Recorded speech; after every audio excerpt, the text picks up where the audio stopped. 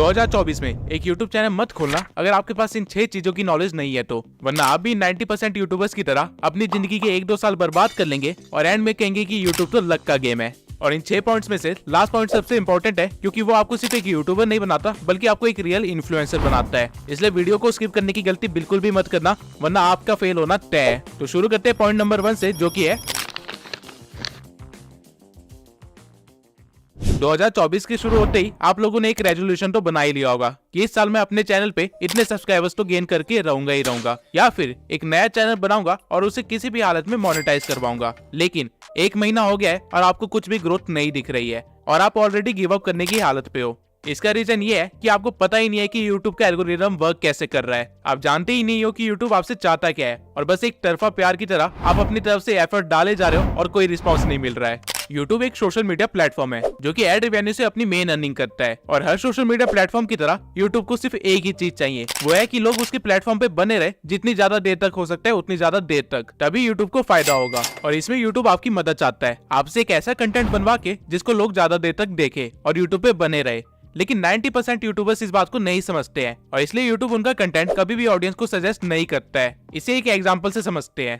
मान लेते हैं आपने एक नया यूट्यूब चैनल खोला और आपने अपनी एक वीडियो अपलोड करी। यूट्यूब उस वीडियो के टाइटल, डिस्क्रिप्शन और कीवर्ड्स के बेसिस पे उस वीडियो को कुछ लोगों को सजेस्ट करेगा, जिसके बाद वो लोग आपके थंबनेल के बेसिस पे आपकी वीडियो पे क्लिक करेंगे और उसे देखेंगे, जिससे यूट्यूब को ये पता चल जाएगा कि आपकी वीडियो किस तरह के लोगों को पसंद आ रही है। और फिर यूट्यूब सिमिलर इंटरेस्ट वाले लोगों को आपकी वीडियो भेजेगा और फिर चेक करेगा कि वो लोग आपकी वीडियो पे कैसे रिएक्ट कर रहे हैं। यूट्यूब बेसिकली 2 चीजों को ट्रैक करता है, वॉच टाइम और एंगेजमेंट। यूट्यूब देखेगा कि जिन लोगों को उसने आपकी वीडियो सजेस्ट की थी वो कितनी देर तक आपकी वीडियो देख रहे हैं। अगर ऑडियंस उसे काफी देर तक देख रही है या फिर पूरा देख रही है तो यूट्यूब उस वीडियो को और ज्यादा प्रमोट करेगा और ज्यादा से ज्यादा लोगों को दिखाएगा, क्योंकि इस वीडियो की वजह से लोग यूट्यूब पे 7 से 10 मिनट एक्स्ट्रा रुक रहे हैं, जिससे यूट्यूब काफी मोटा पैसा छाप रहा है। वहीं अगर इस वीडियो की ऑडियंस रिटेंशन कम होती तो यूट्यूब इसे सजेस्ट करना बंद कर देता, क्योंकि यूट्यूब अपनी ऑडियंस का मूड खराब करके उसे दूसरे सोशल मीडिया प्लेटफॉर्म पे नहीं भेजना चाहता है। ठीक इसी तरह अगर आपकी ऑडियंस आपकी वीडियो पे एंगेज कर रही है, यानी कि लोग उस पे कमेंट कर रहे हैं या फिर उसे शेयर कर रहे हैं, तो भी यूट्यूब आपकी वीडियो को प्रमोट करेगा, क्योंकि अगर आपकी वीडियो शेयर की जा रही है तो लोग बाकी प्लेटफॉर्म को छोड़ के आपकी वीडियो देखने आ रहे हैं, जिससे अगेन यूट्यूब का मेन मोटिव कंप्लीट हो रहा है, लोगों को अपने प्लेटफॉर्म पे रोक के रखना। और वहीं अगर आपकी वीडियो पे कुछ ज्यादा कमेंट्स आ रहे हैं तो काफी सारे लोग कमेंट्स का रिप्लाई भी करेंगे, बहसबाजी भी करेंगे और किसी न किसी तरह एंगेज करेंगे, जिससे आपका तो मेंटल पीस खराब हो जाएगा, लेकिन यूट्यूब अपना पैसा छाप लेगा आपको कुछ एक्स्ट्रा मिनट इस प्लेटफॉर्म पे रोक के। लेकिन वहीं अगर आपकी वीडियो एंगेजमेंट ला के नहीं दे पा रही है या फिर वॉच टाइम ला के नहीं दे पा रही है तो यूट्यूब आपकी वीडियो को यूजलेस समझेगा और उस पर अपना टाइम वेस्ट नहीं करेगा।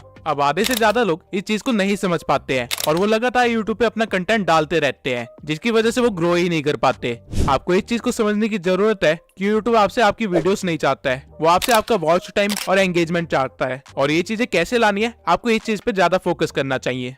और एक और बहुत इंपॉर्टेंट चीज, एल्गोरिदम टाइम के साथ चेंज होता रहता है। 2014 में जब यूट्यूब पे ज्यादा क्रिएटर्स नहीं थे तब डजंट मैटर कि आप किस तरह की वीडियो बना रहे हैं, अगर आप ज्यादा वीडियोस डाल पा रहे हैं तो आपका वायरल होना कंफर्म था, क्योंकि उस टाइम पे यूट्यूब को ऑडियंस को अपने प्लेटफॉर्म पे लेके आना था, जो कि रेडियो या टीवी में घुसे रहते थे। यूट्यूब उनको अपने प्लेटफॉर्म में फंसाना चाहता था, इसलिए उस टाइम पे जितनी ज्यादा वीडियोस होती थी उतनी ज्यादा वेरायटी होती थी और उतनी ज्यादा लोग अट्रैक्ट होते थे। लेकिन 2018 में जब क्रिएटर्स काफी ज्यादा हो गए थे तब यूट्यूब अपनी ऑडियंस को बुला नहीं रहा था, बल्कि जो ऑडियंस उसके पास है उनको सस्टेन कर रहा था। इसलिए उस टाइम पे यूट्यूब ने लंबी वीडियोस को प्रमोट करना स्टार्ट कर दिया था। अगर आप उस टाइम पे कुछ 1 घंटे की वीडियो या फिर 30 मिनट की वीडियोस बनाते तो आपके वायरल होने के 90% चांसेस ज्यादा थे। और इसके बाद 2020 में एक और चेंज आता है, जब टिकटॉक और रील्स का जमाना स्टार्ट हो जाता है। अब लोगों को लंबी वीडियो नहीं देखनी थी, बल्कि उनको जल्दी जल्दी वीडियोस देखनी थी, और इसलिए यूट्यूब ने शॉर्ट्स इंट्रोड्यूस किए। और इवन अभी भी यूट्यूब शॉर्ट्स को काफी ज्यादा प्रमोट कर रहा है, क्योंकि शॉर्ट्स देखते देखते कब 1-2 घंटे निकल जाए पता ही नहीं चलता। और यही तो यूट्यूब को चाहिए कि आप उसके प्लेटफॉर्म को छोड़ के जाओ ही ना। और एज ए यूट्यूब क्रिएटर अगर आप बिना एल्गोरिदम को समझे वीडियो अपलोड करना स्टार्ट करोगे तो आपका फेल होना ग्रांटेड है। लेकिन क्या एल्गोरिदम एक लौता फैक्टर है जो कि आपके फेल होने का रीजन हो सकता है? नहीं। अगर आप अभी तक इस भ्रम में जी रहे हैं कि आप रोज वीडियो डालेंगे और आपकी कोई ना कोई वीडियो तो वायरल हो ही जाएगी, तो आप बहुत ही जल्दी अपनी मेहनत और टाइम बर्बाद करके क्विट करने वाले हैं, क्योंकि आपको इस चीज को समझने की बहुत ही ज्यादा जरूरत है कि क्वालिटी ओवर पावर्स क्वांटिटी। अगर आप 2 चैनल्स खोलते हैं जिनमें से आप एक चैनल पे साल में सिर्फ 4 क्वालिटी वीडियोस बनाते हैं और वहीं दूसरे चैनल पे साल में 365 वीडियोस बनाते हैं लेकिन सारी वीडियोस बिलो एवरेज है, तो वो जो 4 वीडियोस वाला चैनल है वो मिलियन सब्सक्राइबर्स गेन कर चुका होगा, वहीं 365 वीडियोस वाला चैनल हो सकता है कि 10,000 सब्सक्राइबर्स भी गेन ना किए हो। रीजन बीइंग कि वो 4 वीडियोस की क्वालिटी 365 वीडियो से भी ज्यादा है, और यही रीजन है कि डिकोडिंग वाईटी, मैं और कई सारे छोटे चैनल्स इतनी जल्दी ग्रो कर पाए, वो भी इतनी कम वीडियोस में, क्योंकि ये चीज हमें पता थी। अगर आपको क्वालिटी कंटेंट बनाने में 1 महीना लगता है तो कोई बात नहीं, लेकिन बिलो एवरेज कुछ भी मत दिखाइए, क्योंकि अभी यूट्यूब पे ऑप्शंस की भरमार है। अगर ऑडियंस को आपकी वीडियो पसंद नहीं आई तो वो किसी और के चैनल पे जाके उसकी वीडियोस देख लेंगे, और यूट्यूब ये चीज देखेगा तो यूट्यूब उसके चैनल को प्रमोट करेगा। वहीं अगर ऑडियंस को आपकी वीडियो पसंद आ गई तो वो आपकी वीडियोस के लिए वेट किया करेंगे, और यूट्यूब इस चीज को भी देखेगा और फिर वो आपके चैनल को भी प्रमोट करेगा। लेकिन वीडियोस की क्वालिटी बढ़ाए कैसे? तो वीडियोस की क्वालिटी बढ़ाने के लिए आपको कोई महंगे गैजेट्स की जरूरत नहीं है, बल्कि आपको सही टेक्निक्स की जरूरत है, जिससे कि आप सही स्क्रिप्टिंग, वॉइस ओवर और एडिटिंग कर पाओ। अब ऑल्दो और भी कई सारे फैक्टर्स होते हैं जो कि क्वालिटी कंटेंट बनाने के लिए इंपॉर्टेंट होते हैं, लेकिन ये 3 चीजें बेसिक है। और अगर आपको इसको अच्छा करना है तो आप मेरी how to grow on YouTube playlist देख सकते हैं, जहाँ पे मैंने हर एक पॉइंट को अच्छे से डिटेल में एक्सप्लेन किया हुआ है। और जब आप ये प्लेलिस्ट देख के ग्रो हो जाएंगे तब आपको रियलाइज होगा कि आप वो सारी गलतियां करने से बच गए जो कि हमने सालों तक की थी। लेकिन सिर्फ क्वालिटी कंटेंट और एल्गोरिथम को समझने से आप अपने चैनल को फेल होने से नहीं बचा सकते हैं, क्योंकि यूट्यूब अगर आपकी वीडियो ऑडियंस तक पहुंचाएगा ही नहीं, उसे इंप्रेशंस देगा ही नहीं, तो वीडियो का आप क्या ही करोगे।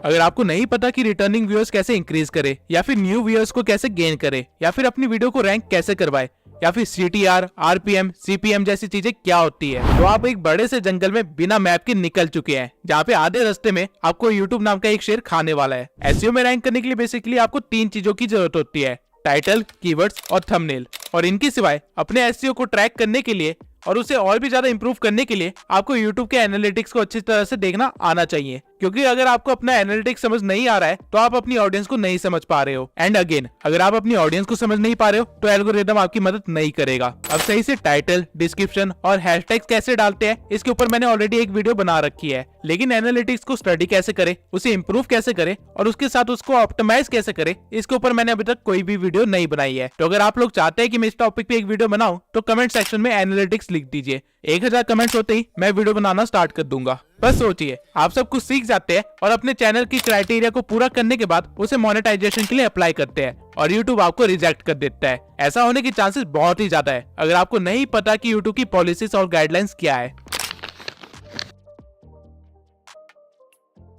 YouTube की नई पॉलिसी के अकॉर्डिंग आप अपने चैनल को 500 सब्सक्राइबर्स और 3000 वॉच आवर से भी मोनेटाइज करवा सकते हैं, या फिर शॉर्ट्स के 3 मिलियन व्यूज से भी। ये क्राइटेरिया पहले 1000 सब्सक्राइबर्स और 4000 घंटे का था, और 10 मिलियन शॉर्ट्स के व्यूज। लेकिन यहाँ पे YouTube एक गेम खेल रहा है। आप अगर 500 सब्सक्राइबर्स के साथ अपने चैनल को मोनेटाइज करवाते हैं तो आपको एड रेवेन्यू नहीं मिलेगा, बल्कि आपको सुपर चैट, मेंबरशिप और मर्चेंडाइज का ऑप्शन मिलेगा, जिनसे की काफी कम अर्निंग होती है। आपको एड रेवेन्यू नहीं मिलेगा, जो कि हमारा मेन सोर्स ऑफ इनकम होता है। लेकिन YouTube ने ऐसा क्यों किया? अपने क्रिएटर्स को बचाने के लिए। YouTube आप पे मेहरबान नहीं हो रहा है, बल्कि टिकटॉक ने अपना क्राइटेरिया लो कर दिया था, इसलिए YouTube को भी लो करना पड़ा, ताकि उसके क्रिएटर्स YouTube को छोड़ के टिकटॉक पे ना भागे। और अगर आपको लग रहा है कि आप सिर्फ शॉर्ट्स बना के वायरल हो जाओगे और अपने YouTube चैनल को मोनेटाइज करवा लोगे, तो let me tell you one thing, shorts पे अर्निंग ना के बराबर है, अंटिल आपके हर शॉर्ट्स मिलियन व्यूज के ऊपर ना जा रहे हो। बल्कि एक शॉर्ट को वायरल करने से ज्यादा आसान एक लॉन्ग फॉर्म कंटेंट को वायरल करना है। लेकिन YouTube ने आपके दिमाग में इसकी टोटली अपोजिट चीज भर दी है, जिसकी वजह से आप काफी ज्यादा टाइम और मेहनत बर्बाद करने वाले हैं। अगर आपको सिर्फ वायरल होना है तो शॉर्ट्स आपके लिए सही चीज है, लेकिन आप अगर YouTube पे एक करियर बनाना चाहते हैं और यहाँ से अर्निंग करना आपका मेन गोल है, तो आपके लिए शॉर्ट्स सही चीज नहीं है।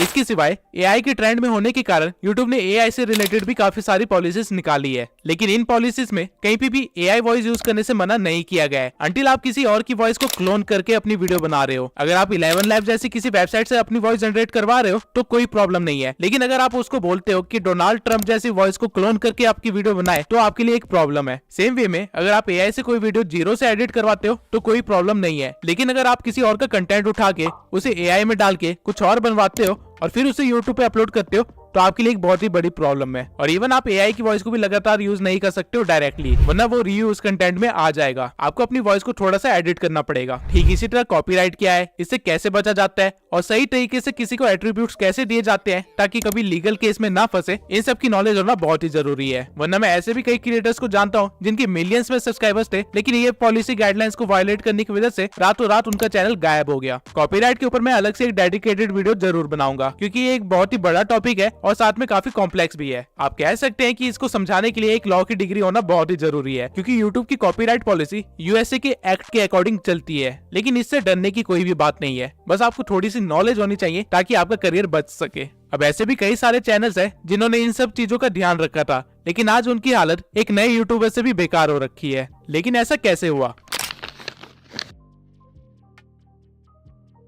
यूट्यूब एक रियल बिजनेस है और हर बिजनेस की तरह यहाँ पे भी कंपटीशन है, और अगर आप अपने कंपटीशन को नहीं भाप पाए तो आपका कंपटीशन आपको खत्म कर देगा। और कुछ ऐसा ही हुआ है जुन्नू की टेक और फैक्ट टेक के साथ। और ये प्रॉब्लम आपको सिर्फ तब नहीं आएगी जब आप ग्रो कर चुके होगे, बल्कि आप जब ग्रो करने की कोशिश कर रहे होगे तब आपको रियलाइज होगा कि आपसे बेहतर चैनल्स आपके बिल्कुल बगल में ही खड़े हैं और आपसे कम्पीट कर रहे हैं। और अगर आपको उनको पीछे छोड़ना है तो आपको कुछ ऐसा करना पड़ेगा जो कि कोई और नहीं कर रहा है, वरना आप भी उन 90% यूट्यूबर्स की तरह इस कंपटीशन में दब के खत्म हो जाओगे। अब अगर आप सोच रहे हैं कि मैं नीश ही ऐसे सिलेक्ट करूंगा जिसमें कंपटीशन ना के बराबर हो, तो आप बहुत ही गलत हो, क्योंकि ऐसी कोई भी नीश नहीं है जिसमें कंपटीशन ना हो। आप कुछ भी इमेजिन कर सकते हैं और जब आप सर्च करेंगे तो आपको उसमें कंपटीशन मिलेगा ही मिलेगा। तो कंपटीशन से बचे कैसे? इसका सिर्फ एक ही तरीका है कि आपको ट्रेंड के साथ चलना पड़ेगा, एडेप्टेशन करनी पड़ेगी और साथ में अपनी एक यूनिक आइडेंटिटी बिल्ड करनी पड़ेगी। इवन हमारी नीश में भी काफी सारे क्रिएटर्स 5 साल से भी पहले बैठे हुए हैं, लेकिन पिछले 1 साल में एक नया ट्रेंड आया है जिसकी वजह से इन बड़े क्रिएटर्स को भी मुश्किल का सामना करना पड़ रहा है। वो है एडिटिंग का ट्रेंड। ये सारे क्रिएटर्स अपनी फेस कैम वाली वीडियोस को हटा के अब एक व्हाइट बोर्ड पे आ गए हैं, जहाँ पे ये व्हाइट बोर्ड पे सारी चीजें एक्सप्लेन कर रहे होते हैं। लेकिन नए ट्रेंड में जहाँ एडिटिंग के थ्रू हर चीज को एक्सप्लेन किया जा रहा है, उसे ये अडेप्ट नहीं कर पाए, जिसकी वजह से छोटे चैनल्स भी इनसे ज्यादा व्यूज ले जा रहे हैं। और ठीक इसी तरह छोटे चैनल्स में भी कॉम्पिटिशन काफी ज्यादा बढ़ गया है, जहाँ पे ग्रो करने के लिए आपको कुछ यूनिक करना पड़ेगा। और वो कोई भी छोटी सी चीज हो सकती है, चाहे आपके बोलने का तरीका हो सकता है, आपकी स्क्रिप्टिंग का स्टाइल हो सकता है, या फिर मेरी तरह एक एआई अवतार हो सकता है, लेकिन कुछ अलग जो कोई और ना कर रहा हो। अब अगर आप कंपटीशन से बच भी गए तो आपको वो करना है जो बड़े क्रिएटर्स मजबूरी में नहीं कर पाते हैं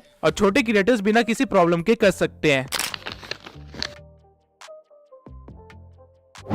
2024 में हर क्रिएटर को पता है कि उसकी ऑडियंस की वैल्यू कितनी है, इसलिए वो रेगुलर बेसिस पे Q&A और लाइव स्ट्रीम्स करते रहते हैं। लेकिन अगर आपने इन चीजों को इग्नोर करने की गलती की तो आपका यूट्यूबर बनने का सपना सपना ही रह जाएगा। ऑडियंस को कोई सेलिब्रिटी नहीं चाहिए, बल्कि उनको एक मेंटोर या फिर एक फ्रेंड चाहिए जिससे वो इन्फ्लुएंस हो सके या फिर जिनके साथ वो आगे बढ़ सके। और ये डिफरेंस आप तभी क्रिएट कर सकते हैं अगर आप उनसे एंगेज हो, डायरेक्ट डीएम के थ्रू, कमेंट्स के थ्रू, Q&A के थ्रू या फिर लाइव स्ट्रीम के थ्रू। जब तक मेरे इस चैनल पे 10,000 सब्सक्राइबर्स नहीं हो गए थे, तब तक मैं अपने इंस्टा पे डायरेक्ट डीएम के थ्रू हर एक बंदे का रिप्लाई किया करता था और उनकी हेल्प करता था। मैं पर्सनली भी काफी लोगों को गाइड किया है और मैसेजेस के थ्रू मैंने 1000 से भी ज्यादा लोगों से एंगेज किया है और उनको इस बात से खुशी मिलती है। वो लोग मुझे एज ए यूट्यूबर से बढ़ के एक फ्रेंड और एक मेंटोर की तरह देखते हैं और अनकंडीशनली सपोर्ट भी करते हैं। और इसी वजह से मेरा नेटवर्क भी इतना स्ट्रॉन्ग हो पाया, जिसकी वजह से मुझे काफी सारे नए यूट्यूबर से मिलने का मौका मिला और काफी सारे स्ट्रगलर्स से भी मिलने का मौका मिला और हम सब एक दूसरे की हेल्प करते हुए आगे बढ़े हैं। जैसे कि मेरी पिछली वीडियो का थंबनेल देवेश ने बनाया था, जिसको मैंने हेल्प की थी यूट्यूब पे ग्रो करने के लिए। आप एक बार जाके उसका चैनल भी देख सकते हैं। इवन आज भी सोने से पहले मैं कम से कम 20 से लेके 30 डीएम्स का रिप्लाई करता हूँ और इससे एक ऐसा इम्पैक्ट बना है कि कल को अगर मैं कोई एक नया चैनल भी खोलता हूँ, भले कुकिंग के ऊपर ही क्यों ना हो, वो लोग मेरे को सपोर्ट करेंगे। डजंट मैटर कि मैं क्या कर रहा हूँ। जैसे जैसे चैनल ग्रो होने लगता है, आपके पास काम बढ़ने लगते हैं और आपके पास ऑडियंस से एंगेज करने का उतना ही कम टाइम बचता है। लेकिन मेक श्योर जिन्होंने इस चैनल की स्टार्टिंग में आपको सपोर्ट किया था,